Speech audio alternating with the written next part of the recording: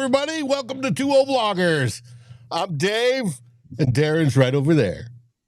Brian Flores subpoenaed 25 more teams on top of the original 6, making it 31 out of 32 teams in the NFL. Ooh, why? Because he apparently loves burning bridges, and it's his new full-time hobby. We'll see. Meanwhile, we drafted 2 massive human beings that are going to plug up the run. We should see how that works. Hopefully, Brian Flores will have them doing just that. And then finally, we're going to talk about the Wolves getting down to 5. They call them finalists in the GM search. Well, we'll see how that goes. And then, of course, this week coming up, we have Kyler Murray about to start to throw passes to Justin Jefferson. And we can't wait to see that happen. So strap in. This one's going to be spicy. Let's get into it. All next on 2-0 Vloggers. Let's rock.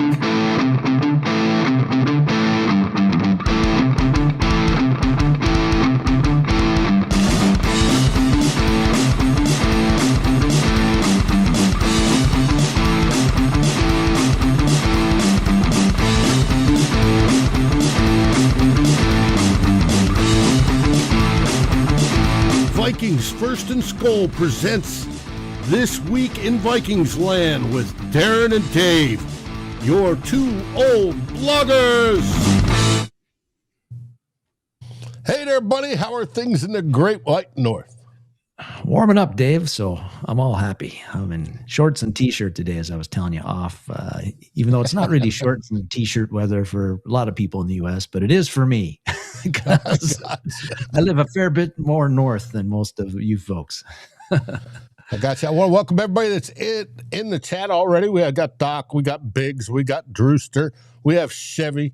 All the regulars are here. Let's see, who else? Am I missing anybody? Yeah, we have my 2 cents worth. We got Barber Fade You Up, and of course, our top-notch moderator, Norsefius, is here as well. Peter's here. Let's see, who am I missing? Chris is here. You guys all absolutely freaking rock. And today, we're going to talk about Flores burning bridges. Because it seems to me, if you subpoena 31 out of the 32 teams, there's going to be people not happy with you. But we'll find out. Well, what do we know, Dave? What do we know? I know. It's going to be interesting. All right. Let's start off with theme 1.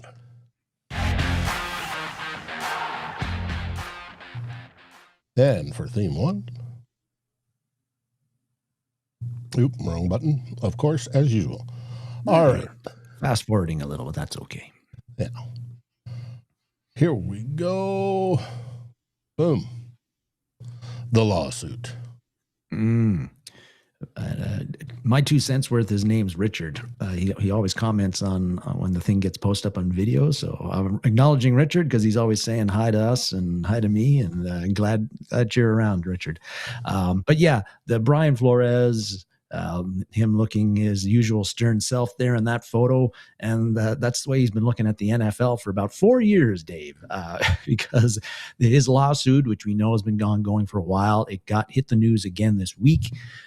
Again, this has been 4 years. This has been going on where Flores he sued the NFL and he started out suing, I guess technically the case is the NFL plus the Broncos, the Giants and the Texans that he's suing for racism in their hiring practices and not conducting sham interviews with him and other minority coaches.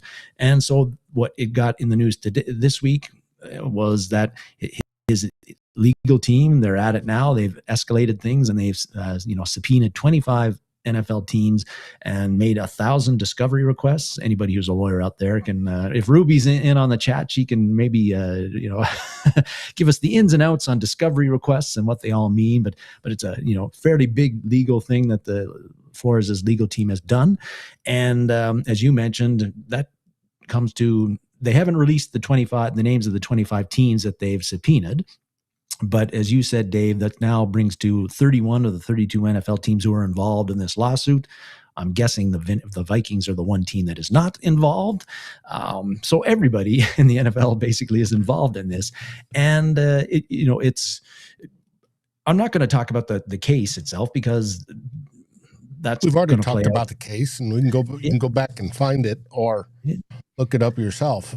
But yeah, but I do want to talk about the impact this has on the Vikings and Flores's time with the Vikings. And, looking at this, Dave, like you said in the beginning, this burning bridges things, there's no doubt in anybody's mind that this lawsuit, since the day Brian Flores initiated it, this is basically meant that he is a persona non grata amongst all NFL owners for getting a head coaching job in the NFL. You just look at, in his 3 years with the Vikings, particularly the last two, what he has done with this defense. And then, he's turned it into a top 10 unit the last 2 years or better, with not a whole lot of high-end talent, I would say. That's what he's done in his 3 years with the Vikings. And you look at the resumes and of just about everybody who's been hired as a head coach, particularly in the last 2 years. And it's hard for me to make any other conclusion than the lawsuit is the reason Brian Flores does not have a head coaching job in the NFL right now. And this latest stuff where you're subpoenaing 25 NFL teams, adding them to the lawsuit, again, that's going to make Flores a lot more enemies among NFL owners than he already had. He's burning a whole bunch of bridges. His legal team is burning a whole bunch of bridges. And why does this matter for the Vikings? Well, I think, Brian Flores still wants to be a head coach in the NFL. He's made that plain. He said that publicly in the past. But I think with the way the lawsuit is going right now, the only way that Flores is going to get, I think there's only two ways where I can see Flores getting a head coaching job with even after the lawsuit is settled. The first one is that, and this wouldn't be, I think, the best thing for the Vikings perhaps, but the first is something goes bad with the Vikings season, either this season or next season. KOC gets fired mid-season, somewhere along those lines. The Wilfs tab Brian Flores, who has 3 years of head coaching experience with the Miami Dolphins. They tag him to be the interim guy. So that's how he would get to be head coach as one option. But that's just interim. For him to retain that, then what would have to happen would be, I think, the Vikings would have to really turn around their season with Flores as the head coach, look like a completely different team, a better team.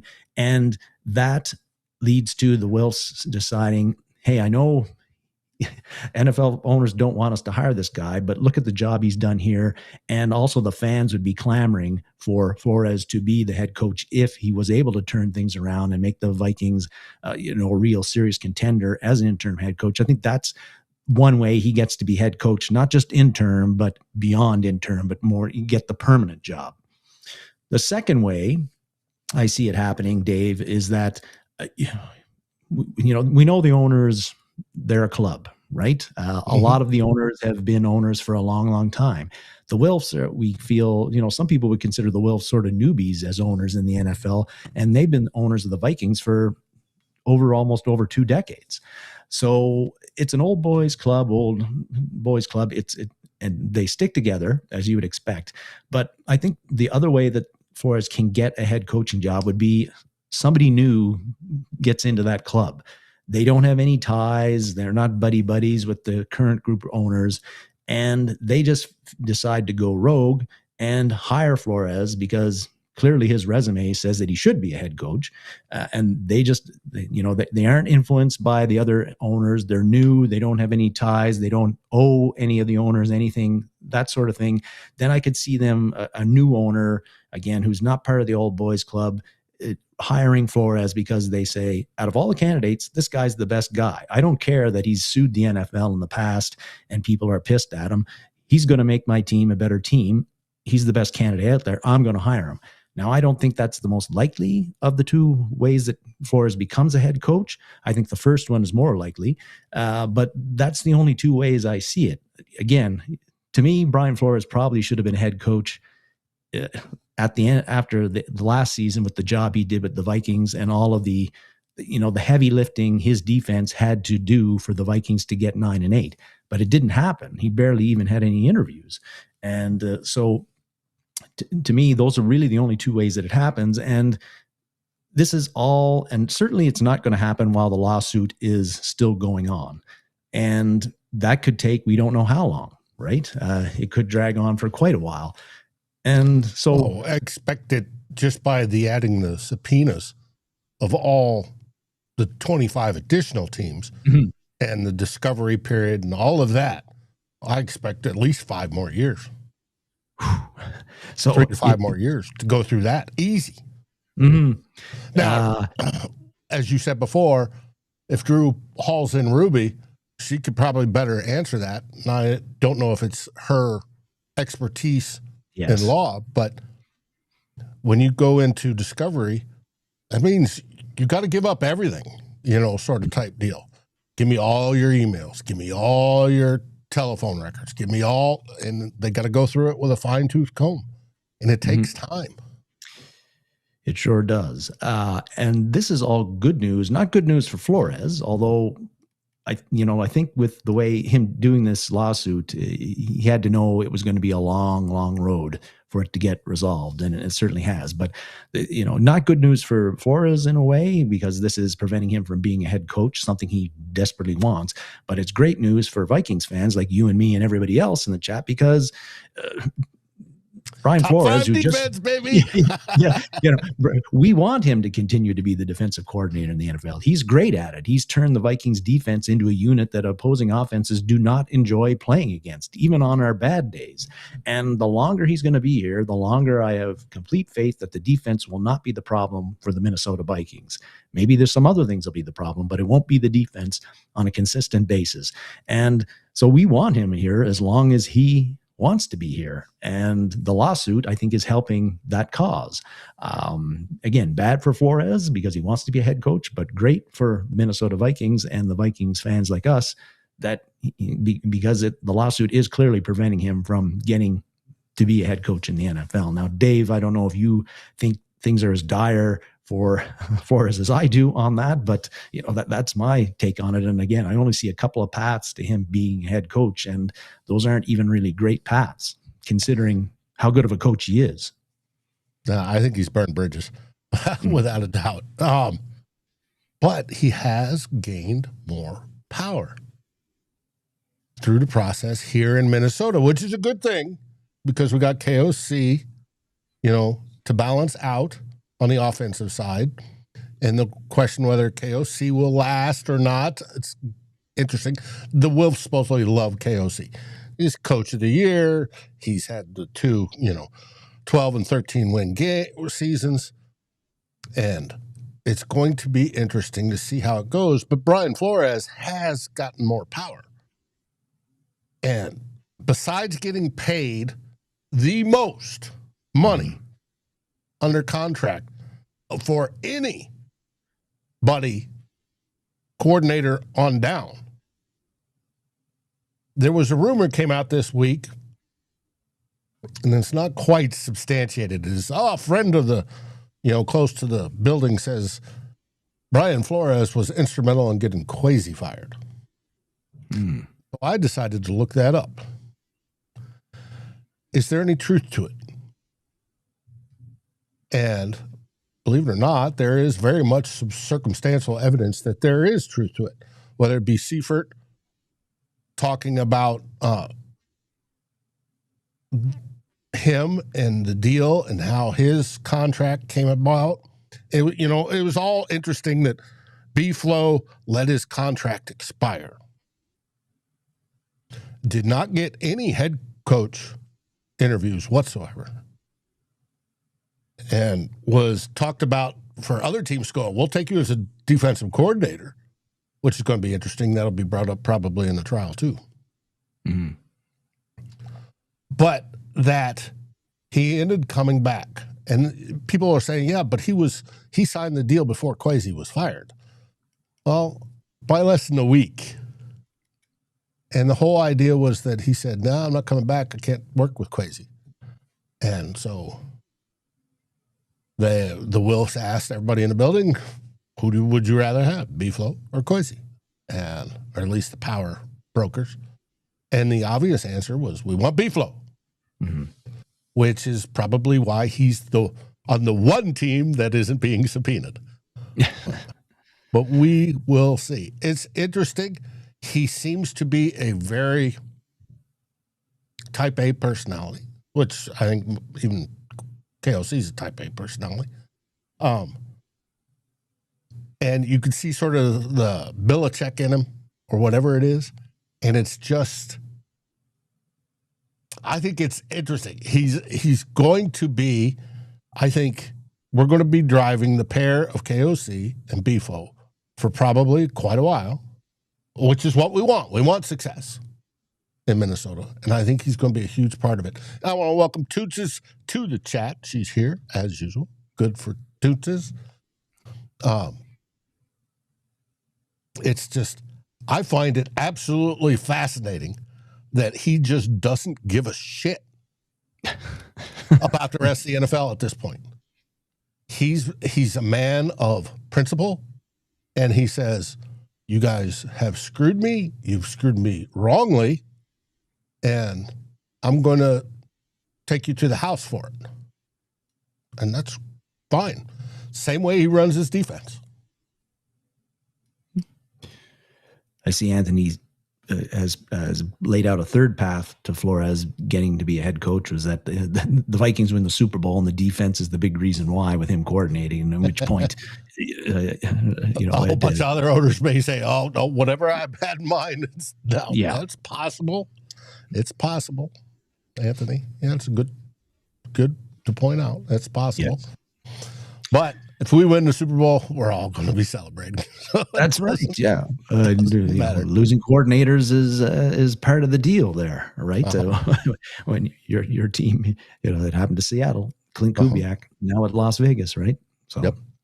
So, but yeah, that's the end of theme 1, our B-Flow segment. Now on to theme 2.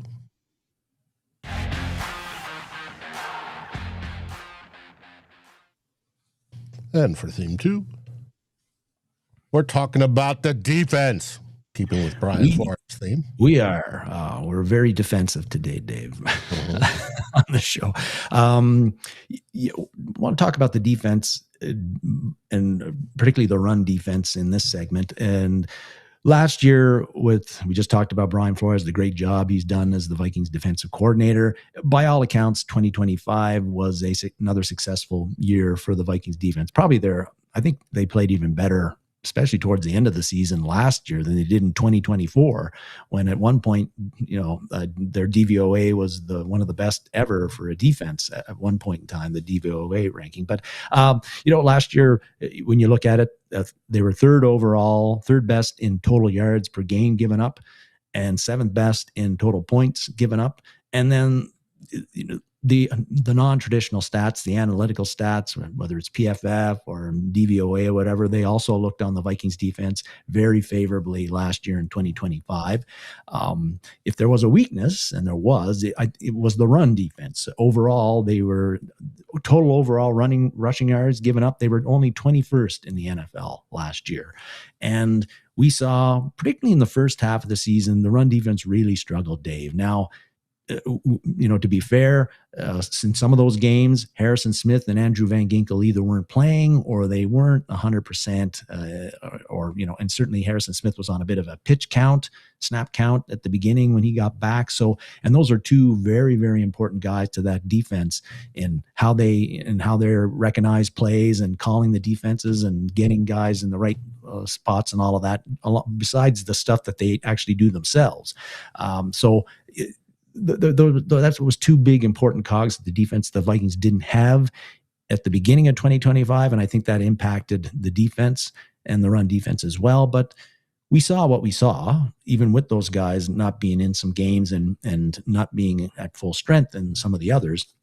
And at least what I saw was that, too often, the Falcons game, the first Packers game, the Rams game, or the Chargers game, those are some games that come to mind where the Vikings just got pushed around too much on the defense, the line of scrimmage, and just got gashed by the running game. And it got better as the season got on, particularly at the end of the year. They had a very strong run defense, but they weren't playing some of the better rushing teams either. But however, it was a weakness. So the Vikings, though, they recognized this weakness, I think, and they decided to do something about it. And part of that was two of their first three draft picks they ended up drafting very large human beings who play on the defensive side of the ball in selecting Banks in at number 18 overall, and then Dominique Orange in the third round, the big Iowa State defensive tackle, nose guard, as you called him a couple of weeks ago, Dave. Yep. And that was part of their attack at I think improving the running game. So what are those two guys? Looking at those two guys as picked quite high in the draft, I thought about what kind of impact could they make to improve the run defense for the Vikings this year? Because picked as high as they are, it's not assured yet, but they could be playing a significant amount of snaps and probably should for the Vikings defense in 2025. Well, how can they really have an impact on that? Because rookies, sometimes it takes them a while to make that impact at the NFL level. The one thing that these two guys being in the lineup and being on the roster, how they could help the Vikings improve the Vikings run defense. One is it could be a bit of an addition by subtraction type deal where, they're likely going to take snaps and playing time from a couple of guys who aren't on the Vikings anymore, that being Jonathan Allen and Javon Hargrave, two big free agent signings in 2025. But if you look at their run defense grades, PFF I'm going to take here, and we'll put the usual disclaimer about PFF not being, the be-all and end-all, but it is a way to measure how players are doing in the various things that they're tasked to do on the football field. But run defense-wide, Jonathan Allen, he had a miserable run defense grade of 45.2. That was like 103rd out of 100 and some defensive tackles. Not very good. Javon Hargrave wasn't a whole lot better. He was at 57.3. That is way below average as well. If they're not on the Vikings anymore, it's, again, not assured, but somebody's going to have to take those snaps from them, and it's likely that Banks and Orange are going to get some of those snaps. So if, whether it's Banks or somebody else, Banks and Orange or somebody else, but if you've got better run defenders taking up playing the snaps that Allen and Hargrave did, then your run defense should improve because you don't have you've got better run guys defending the run, playing those amount of snaps. Last year, Hargrave played over 530 defensive snaps. Allen was over 800 defensive snaps. So that's a lot of playing time, snaps played by guys who weren't very good against the run in 2025. Insert better run defenders, eating up a lot of those snaps, and your run defense should improve. And potentially, Banks and Orange could be getting a lot of those snaps, depending on how they progress. And if they are better run defenders than Banks than Allen and Hargrave, the run defense is going to improve. The question is, are they better? We still don't know yet, Dave. At the college level, at least the last season that both of these guys played a lot of snaps at the college level. And remember, Banks didn't play very much last year. He only played a couple of games. But when we look at 2024, Banks's breakout year, his PFF grade was 67.9 in the run defense, it's solid, but it's not elite.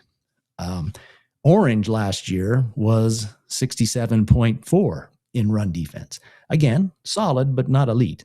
To be fair to Orange, he did have PFF grades in previous years at Iowa State, where he was 1 year, he had a grade over 80, and another year he had one in like the mid 70s. So his run defense grades in the past had been pretty good. Just last year wasn't really elite. But those grades, at least the last 2 years, 2 seasons that these guys played a lot, not elite. And that was against college competition. Now they're in the NFL. So if they weren't elite run defenders at the NFL level, at the college level, what's the chances of them becoming elite at the NFL level? Well, I think that's where Ryan Nielsen, the new defensive line coach, comes in, Dave, where he can help. He's going to have a large role in developing Orange and Banks into very good all-around players, and particularly helping them become really good against the run. I got a question. Yes. How much the Banks and Orange picks was on B-Flow, or was it on Nielsen pulling B-Flow's shirt and saying, hey, get this guy. Well, we've not heard a whole lot of mention about Nielsen even since he joined the Vikings. It's been pretty quiet. What I've read is that it was a Brian Flores and Kevin O'Connell draft. They had a large say in the draft. And so I think Flores is the guy who's getting the credit or the blame, depending on how you view the picks of Banks and Orange for those selections. But I don't think Flores is going to lean on his coaches too for assessment of these guys, and do they fit with how you coach and what you want to run on the defensive line and how we want to do things. So I'm sure Nielsen had a large bit of input on how how the Vikings felt about these players and whether they would be good selections and that they would fit with the Vikings defense as it is going to be run in 2026. So I don't know. It's not really an answer I'm giving you, Dave, but I feel like Flores, we don't know. I'm just, it's one of those dynamics. Was it all B-Flow saying, I need to fix this, and this is how I'm going to do it, and telling Ryan, you're going to deal with it, you're going to train up Banks and Orange to run my defense? Or was it Nielsen, being brand new, saying, hey, coach, I would really like to have these guys? And we don't know. We're not in the building to know what it is, but it's an interesting sort of situation as to who selected who and all that sort of stuff. And we'll get to it when we get to the GM search of, did he select the assistant GM? Does he get credit for some player that was selected 10 years ago? Yeah. That sort of thing. So I don't know. But I want to welcome Rhino from his pontoon boat. He's in the chat. We saw that. And Rhino, I hope you're enjoying the weekend. Yes, Rhino, indeed. Happy Memorial Day weekend to everybody out there. But yeah, the coaching side of things, I think that's important. It's going to be up to Nielsen to coach up Banks and Orange and get more out of them than their college coaches did, and make sure that they're doing the things, improving technique wise and getting used to the pace of NFL play and the size and the strength of the players that they're going against, and developing all of that so that they do have an impact both particularly on the run defense, but in both areas of, run or pass. But it's going to be on Nielsen to coach them up and get them to be better than Allen and Hargrave were last year, and get them to a place where they can be ready to play 400, 500, 600 defensive snaps this year and play them well and in both situations. So, that's a part of it. I think possibly a way that Banks and also Orange can help the Vikings defense is the Vikings have certainly clearly, with the selection of Banks and Orange, but also the signing recently of Eric Johnson, the former Colts defensive lineman. I think they made a concerted effort to get bigger on the defensive line, because before the draft, you had the top 3 guys on our depth chart were Jalen Redmond, who's listed at 305 pounds. You got Levi Drake Rodriguez, who's listed at 307 pounds. And then you got Ty Ingram Dawkins, who's listed at 290. Well, you draft Banks. He's listed at 330. You draft Orange. He's listed at 325. And Johnson, we don't know how much he'll play or if he'll make the team, but he's listed at 320 as well. So that's a lot of extra beef that the Vikings have added to the defensive line. And where I think that matters is that, particularly Banks and Orange, they're going to make the team, and they could potentially be playing a lot of snaps as rookies, depending on how they develop and how things go in training camp. Well, if that happens, they outweigh guys like Redmond and Drake Rodriguez by 20 pounds or more. And that's just extra girth and mass that offensive linemen are going to have to move on the Vikings defensive line that they did not have to move last year. And so if Banks and Orange can do a good job of, using that mass to occupy blockers better, take up space better, and get into gaps better, and just create a wall of human beings that you can't move. That's going to allow our linebackers, our safeties, our edge rushers to make tackles at the line of scrimmage or behind it a lot more than they did in 2025, which will lead to more tackles for losses and a better run defense overall, I think. So just their overall mass and their ability to use it could really help the Vikings defense, who I thought were a little light along the defensive line last year and could have been light this year, really light this year, if they had not added Orange and Banks in the draft. So I think those things are, ways that's really going to help potentially the Vikings defense as well. So, a few areas there, Dave, where I think that the Vikings defense run defense could predictably improve by what Banks and Orange are able to bring to the table. And Orange in particular is a guy to watch out for, Dave, because, Banks is not strictly he's a guy that we hope is going to be a dual threat game breaker, both on the pass rush and hopefully disruptor. on Yes, absolutely. A guy like Jalen Carter or like Chris Jones, one of those kind of guys. Orange, pass rush is not his thing. He only had one career sack in 4 years at Iowa State, and he played a lot at Iowa State in all those 4 years. But he's known as a run stuffer. That's probably going to be his entire focus, his entire NFL career. That's what he's going to make his money on, is being a guy occupies blockers, makes tackles for losses on running plays, just as tough to move and can hold the line of scrimmage or, move it back even. Doubled and triple teamed to be plant there and saying, you're not getting by me. No. And actually, I'm going to move you a few inches backwards as well. So he's going to be an interesting guy to watch to see. I think, he might have a chance at getting on the field more earlier than Banks will, because I think his role is going to be pretty defined. You're there to stuff the run. And, if you do that well, we'll keep on playing you. But the thing about the Vikings have done here is that particularly by drafting Banks and Orange, they played the long game here too, Dave, because again, they're rookies. We don't see a lot of rookies make instant stars. There aren't very many Justin Jeffersons in any NFL draft, right? So a lot of times rookies, even first rounders, it takes them a while to make an impact. We've seen that with Dallas Turner.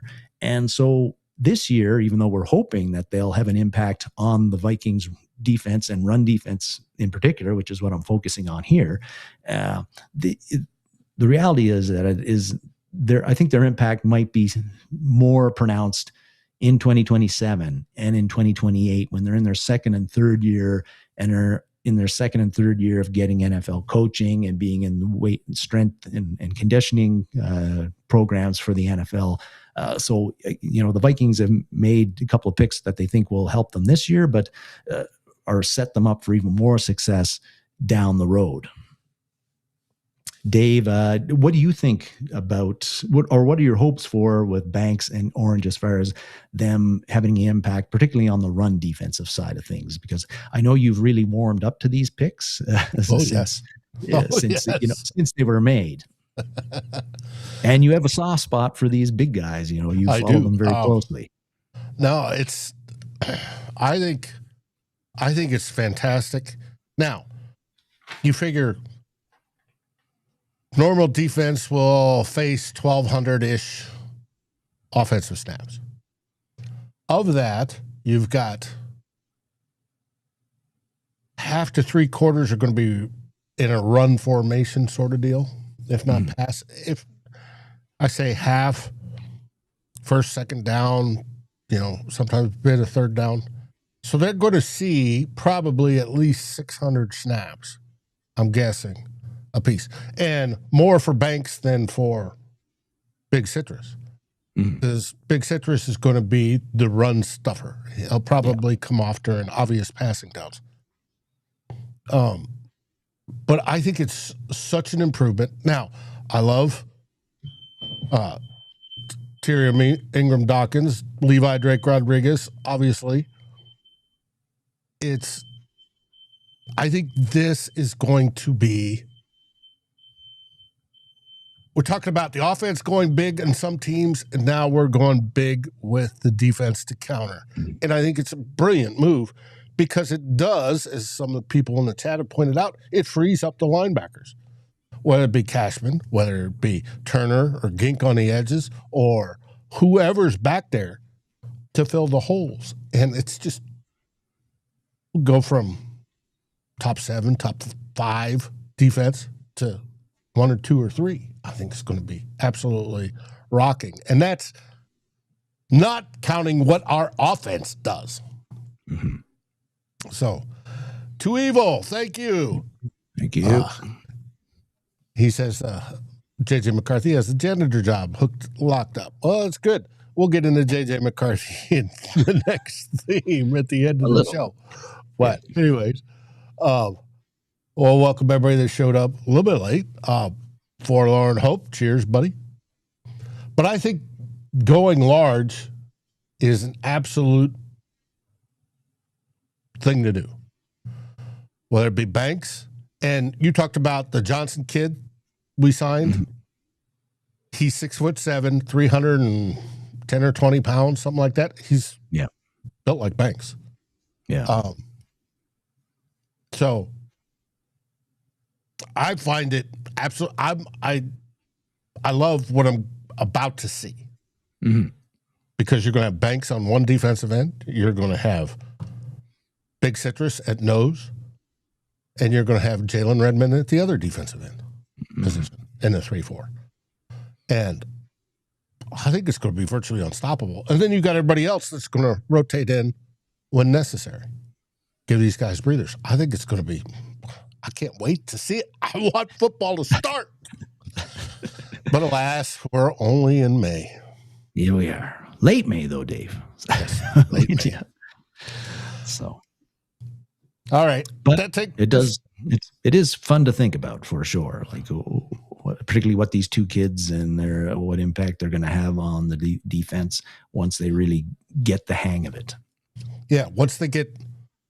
There was this week, and I didn't put it in the show notes, but Blake Cashman did an interview, and he talked about how Brian Flores educated him way beyond whatever he knew. And he loves playing for Brian Flores, which is good. He's pimping for an extension. All right, good for Blake. But it's the whole fact that Flores inspires that sort of loyalty of, hey, he's taught me everything I know. We saw it, 1-2 years ago with Metellus saying the same thing. And we heard stories when Flores came in and brought Josh into the room and says, well, what do you think you're good at? And sat down and goes, I envision you doing this.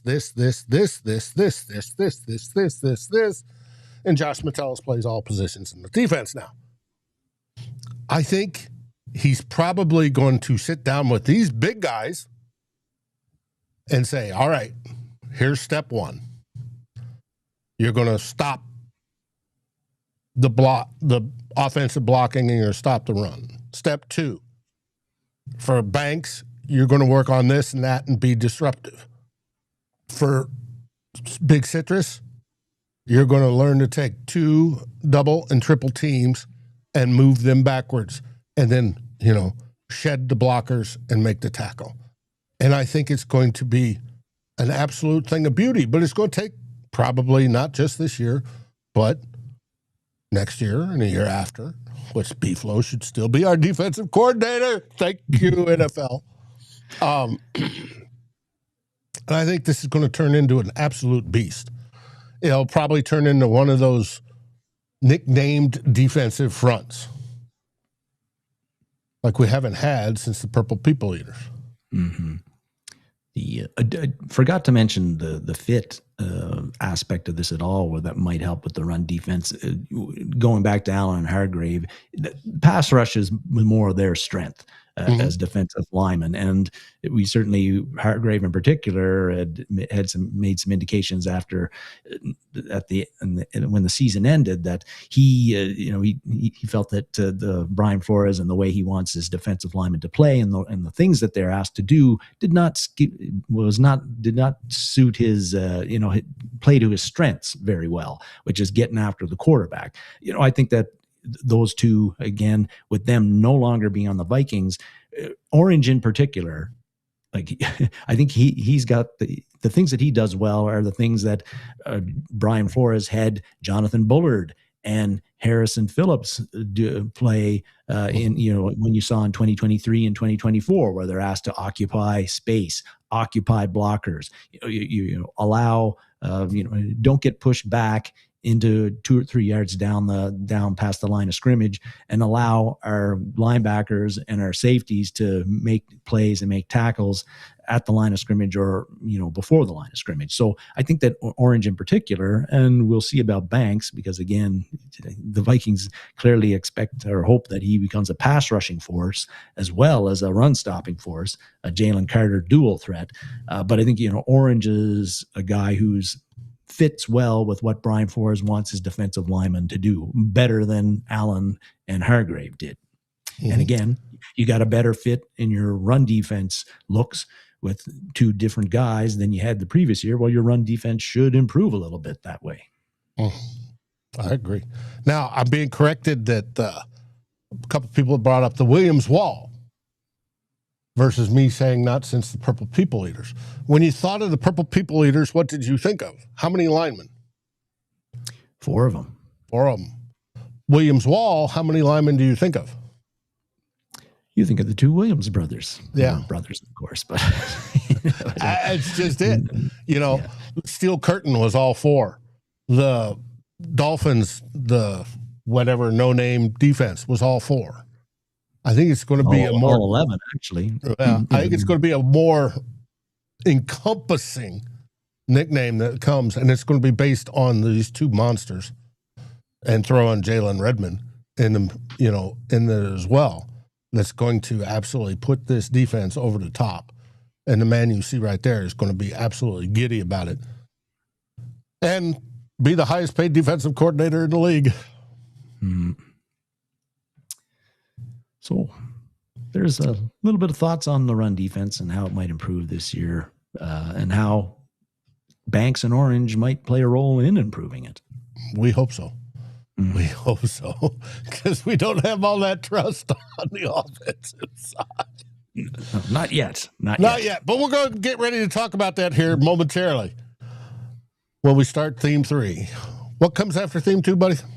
Always Theme 3, Dave. Mm-hmm.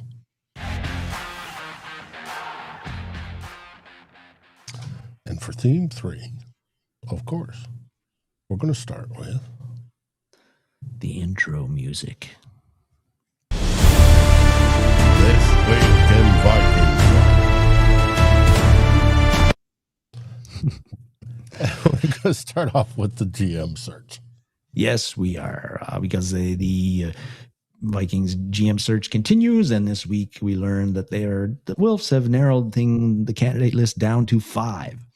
And that 5 includes Rob Brzezinski, current interim general manager, as well as Terrence Gray from the Bills, John McKay from the Rams, Reed Burkhardt from the Broncos, and Nolan Teasley, if there are any photos of him alive. Oh, there is one. That's just the one that comes from their website.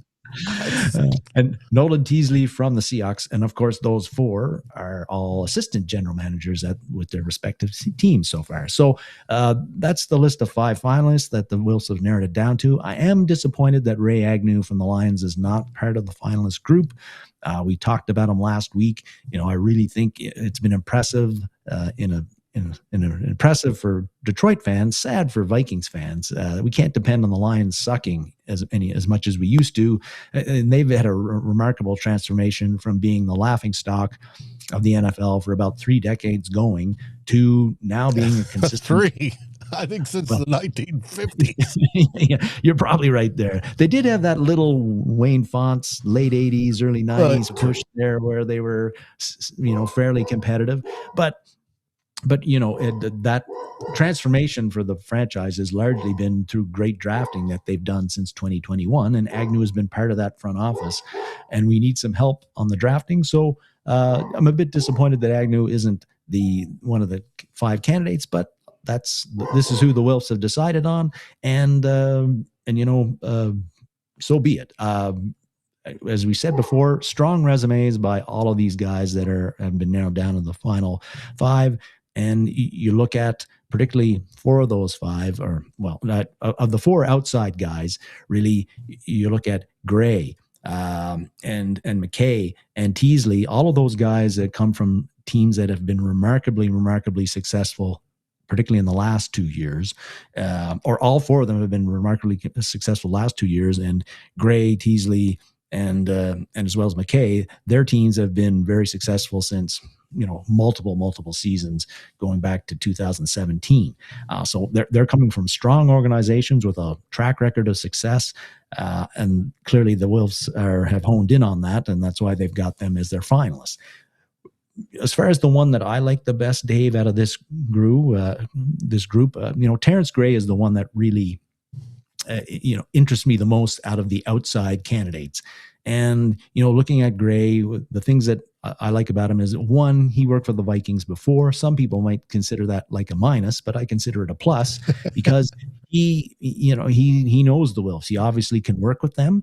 He knows how they like to run things. He'd be comfortable in Minnesota, comfortable with the surroundings, comfortable with a lot of the people who've been, I imagine a lot of people in the Vikings organization, like Brzezinski, have been there a number of years.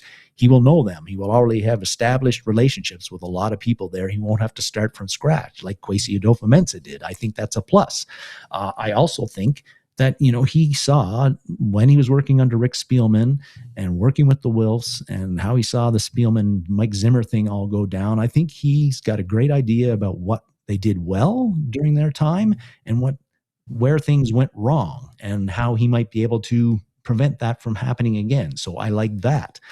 We also know that the Vikings drafting hasn't been very good since 2021, and not very good before that, with the exception of 2015, which was, one of the great drafts of all time for the Vikings. But when you look at him with his time during the Buffalo Bills, since he joined that team in 2017 and joined with Brandon Beane, the draft wise, it hasn't all been home runs. It never is for a front office, but I'm going to rattle off some names here.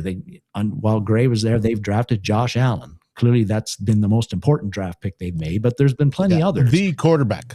And yet they have not won a Super Bowl yet. That's true, but been in the mix, almost every single year since every year through his first 3 years. Yeah.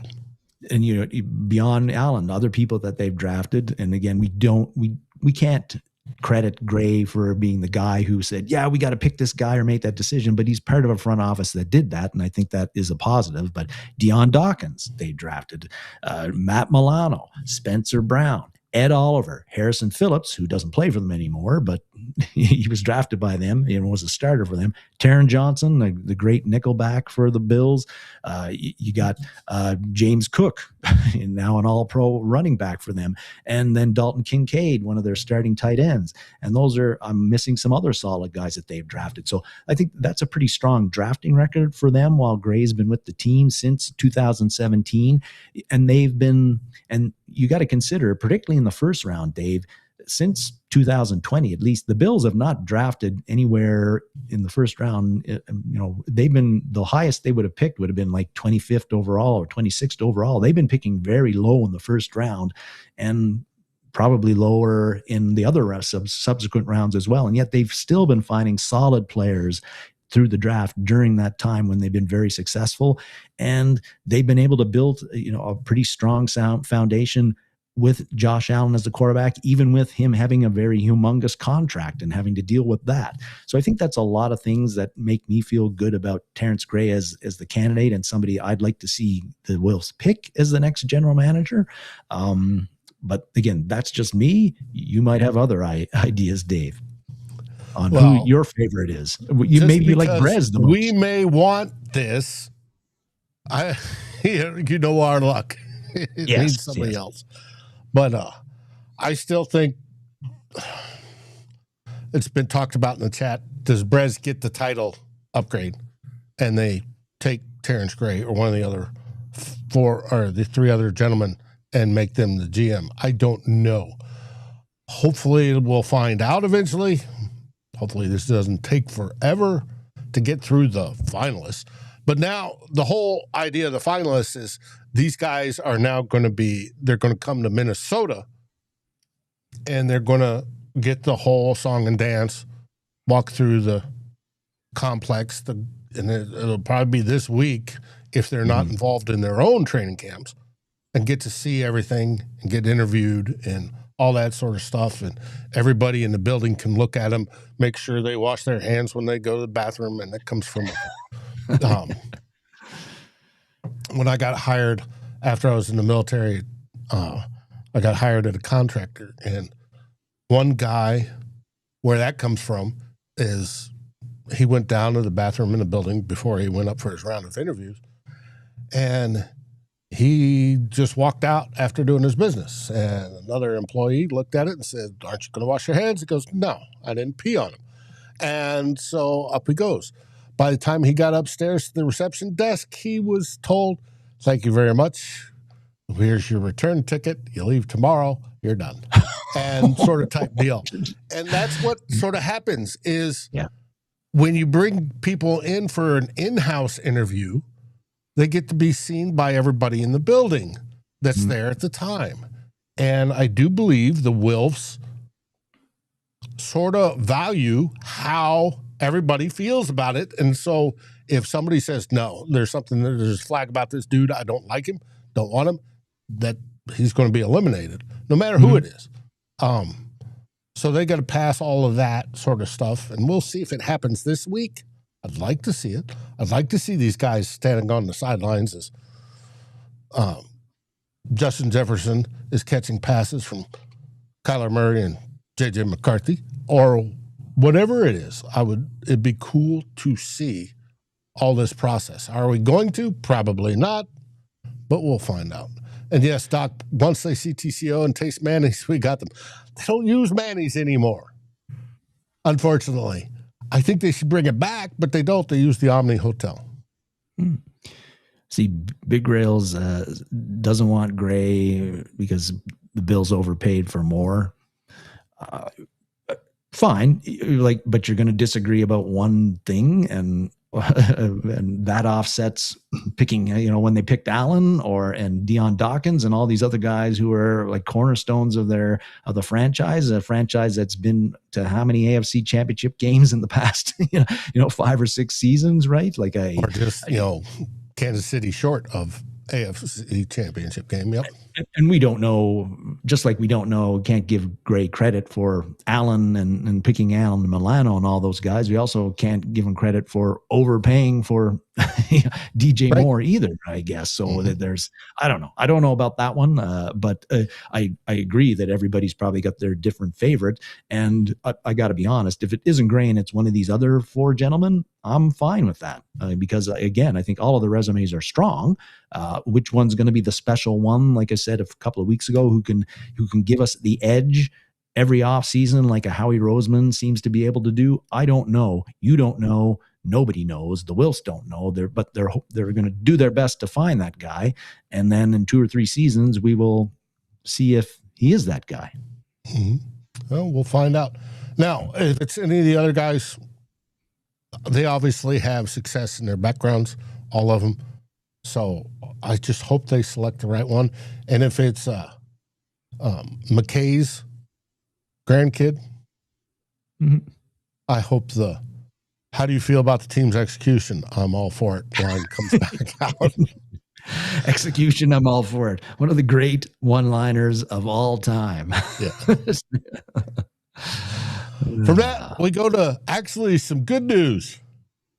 Yeah, the draft, which we learned this week, the Vikings, they're going to be hosting the 2028 NFL draft, Dave. And this is a huge coup for the Wilfs, who, of course, wanted it, have been trying to get it since 2019. I think they've been trying to get the draft hosted in Minnesota. Also, for a few days in late April, Minneapolis, the Twin Cities in general, I guess, the state of Minnesota and the Vikings are going to be NFL Central. There's going to be a big spotlight on the state, on the city, on the Vikings during that time.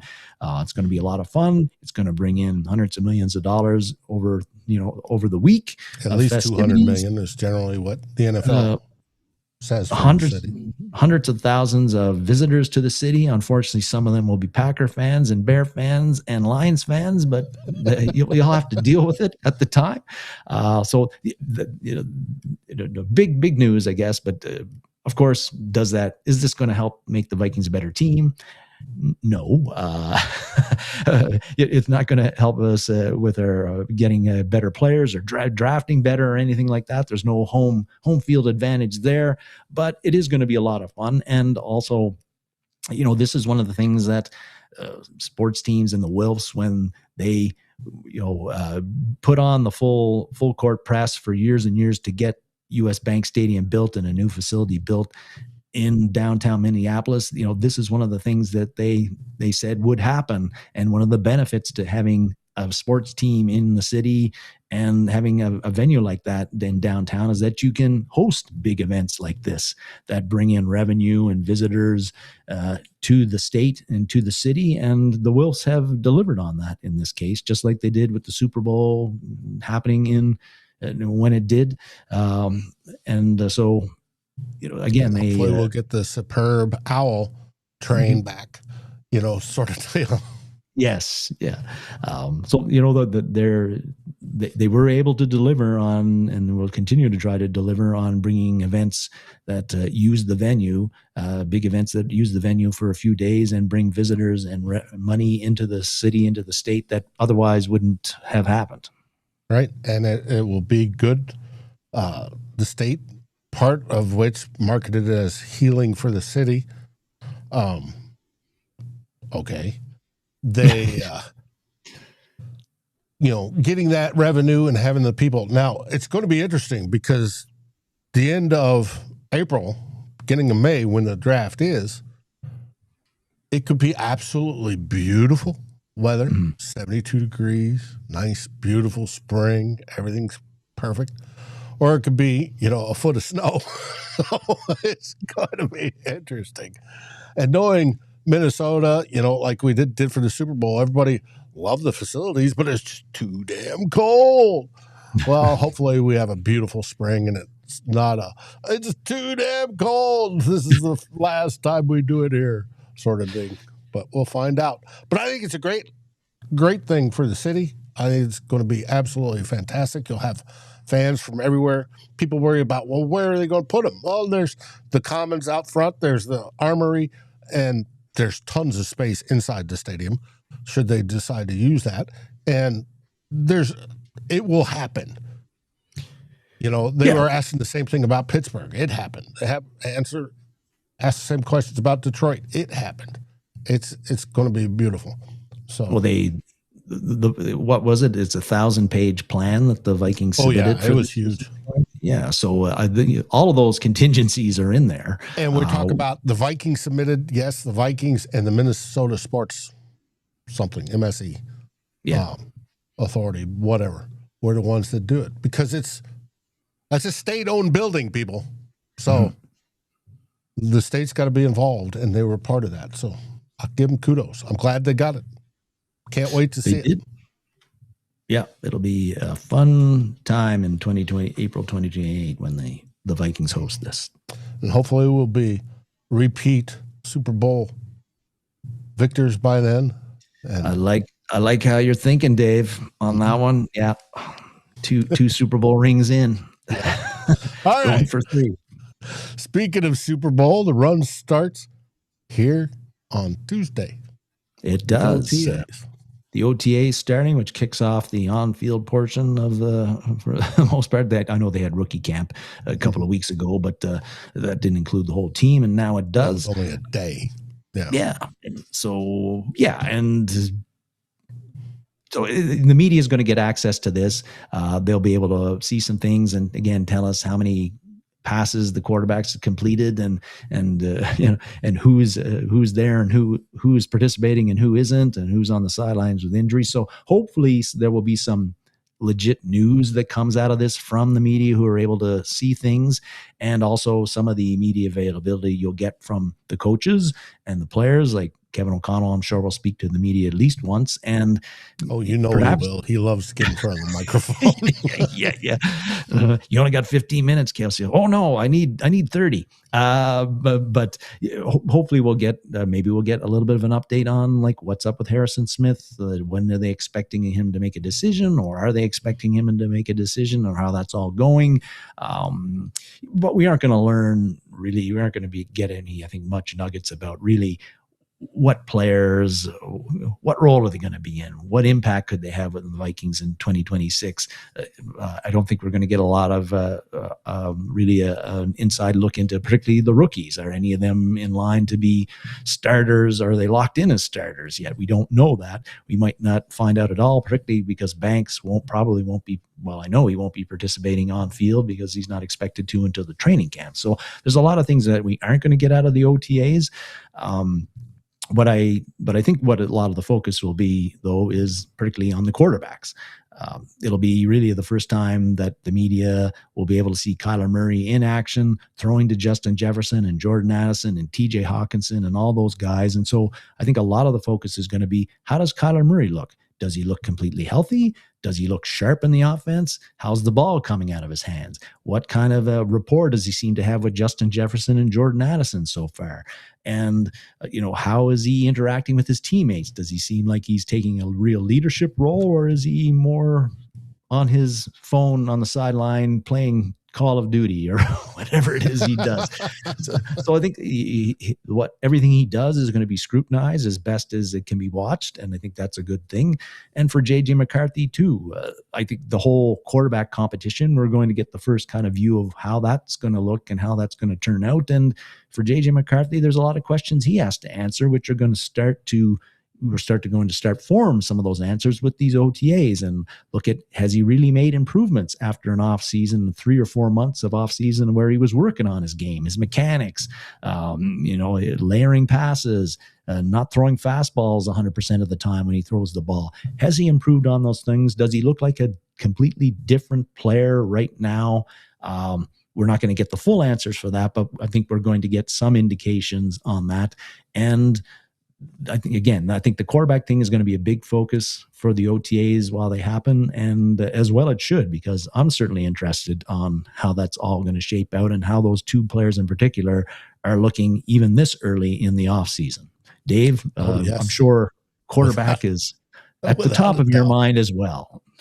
Now, I did see a clip of JJ McCarthy at some quarterback coaches camp, whatever, throwing with couple college coaches or a couple college quarterbacks and stuff like that. He was still zinging the ball at speed for most of the passes I saw in the clip, but there was a few that he layered in there. Mm-hmm. Let's see how well he's adapted to the multiple coachings this offseason. Yes. Him being healthy for the first time going into the offseason, how that plays a part. And I want to see both of them. I want to see, does Kyler Murray, now being surrounded with absolutely the best team, be it linemen, be it weapons, be it everybody, how does he step up? Does he take his game to an elite level? And does J.J. McCarthy take that next huge step to make an argument that he should start or he should be considered at least for next year? It's going to be interesting because after this season, you got to make the fifth-year decision on J.J. McCarthy. Does he have the ability to do that? Do you want to trade him? All that sort of stuff all starts this week. And I can't wait to hear about it and to see the clips. Yeah, I'm the same as you, Dave. It's the quarterback thing is going to be really, really interesting. At least in the beginning, maybe it'll turn out to be a big nothing, and Murray's the leader from pole to pole. But we don't know that yet. We both assume he's going to start as the number one, and then JJ's got to overcome him. It's just going to be, but really interesting to see if that actually happens, and can JJ McCarthy make up any ground. And I think he's got a lot of ground to make up over the next couple of months to eat into that lead that I think Kyler Murray already has, just because he's Kyler Murray. But you got to do it on the field, right, Dave? And that's still, neither of these guys have done it yet. Right. And they both have to stay healthy. That's number one thing. They've got to stay healthy. But we'll see. Yes, we will. But it's I think reasonably exciting times in late May to have OTAs going on and something Vikings to talk about as a result. And you got to remember, we can see the quarterbacks throwing to the wide receivers. You won't be able to see what the linemen do because they can't start hitting until August. Yeah. And I think mostly the OTAs, it's 7-on-7s, right? It's 7-on-7, and it's drills, and it's all that sort of stuff. But we'll get sort of that stuff. And we'll get some probably 11-on-11s, but it's just going to be walkthrough things. Which means it's really, these things are really like a quarterback, wide receiver, cornerback, safety showcase for the most part. Right. And if you're lucky, you got your centers doing the snapping, which it should be, which is another thing to watch this year. But we'll see.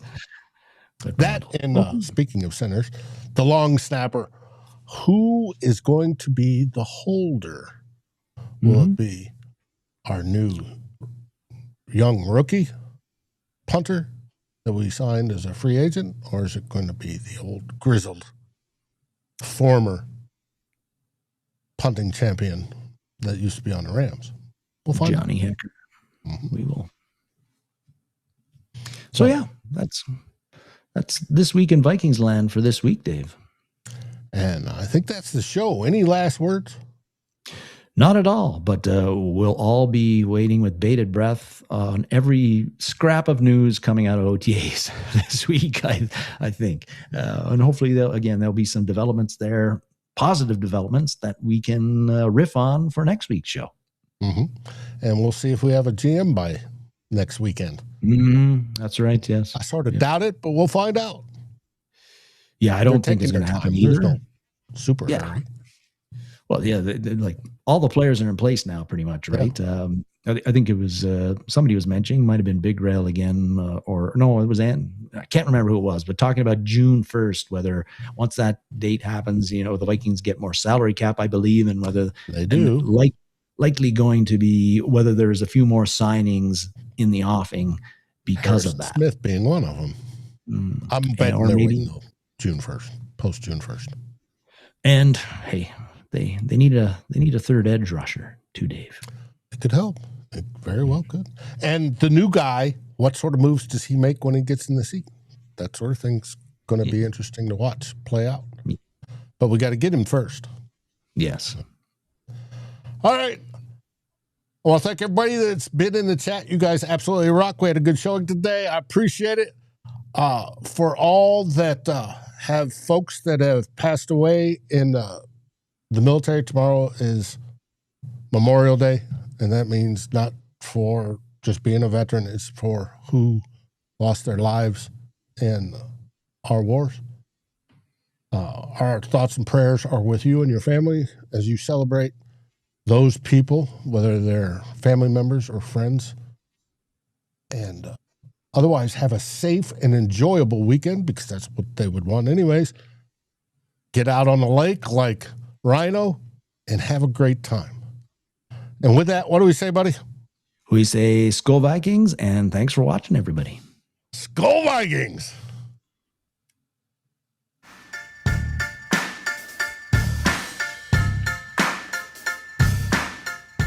Like, subscribe, and ring the bell, and rate us on your favorite podcast aggregator. Darren and Dave, thank you for watching this episode of Two Old Bloggers. We look forward to seeing you on every show on the new Vikings First and SKOL. You can find our podcast as part of the Fans First Sports Network. Sports takes for the fan, from the fan. SKOL, everybody!